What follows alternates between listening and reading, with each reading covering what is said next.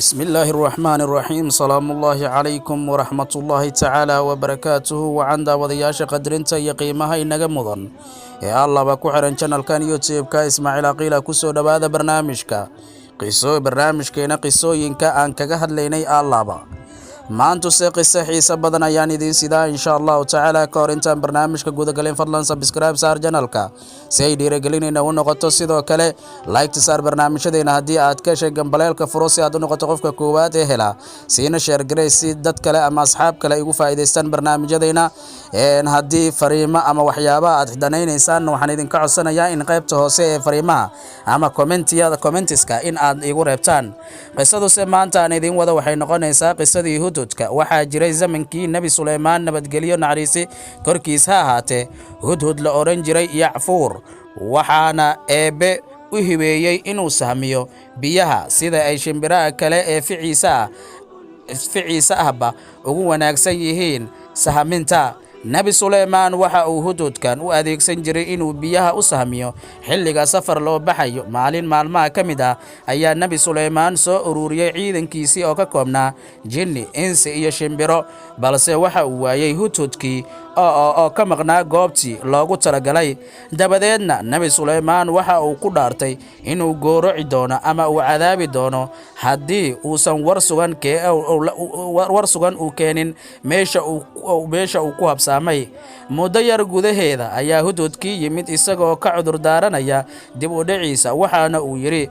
waxaan soo koobayay arin aadan ogeyn iyo sir aan soo ogaaday waxaana arkay gabar boqorad ah oo xukumaysa dhulka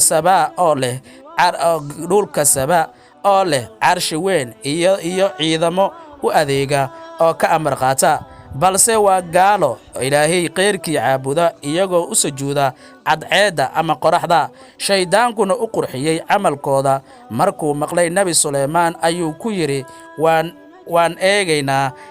eegaynaa inaad run sheegaysid iyo in kale wax aad qaadaa dhambaalkan kuna tuur qasriga boqorada kana warkeen waxay sameeyaan ayuu yiri Nabi Suleymaan warqad waxa uu ku qoray إنه من سليمان وإنه بسم الله الرحمن الرحيم ألا تعلوا علي وأتوني مسلمين waxay ka timid Suleymaan waxayna ku bilaabatay magaca eebaha naxariista guud iyo mid gaar ahaaneed naxariista ha iska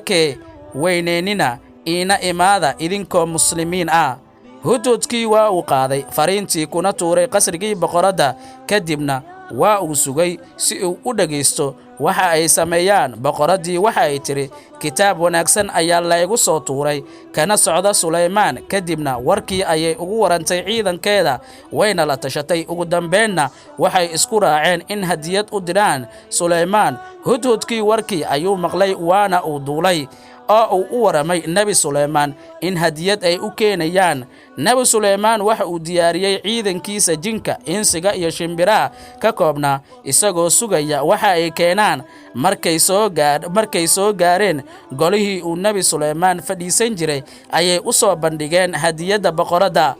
qaybtii koowaad ee qisadeena maanta intaas ayaan ku soo gabagabeynaynaa inta qaybta labaad aan ku kulmi doono waa walaalkiin waa saaxiibkiin Ismaaciil Aqiilo idinkaga tagaya sidaas iyo nabadiino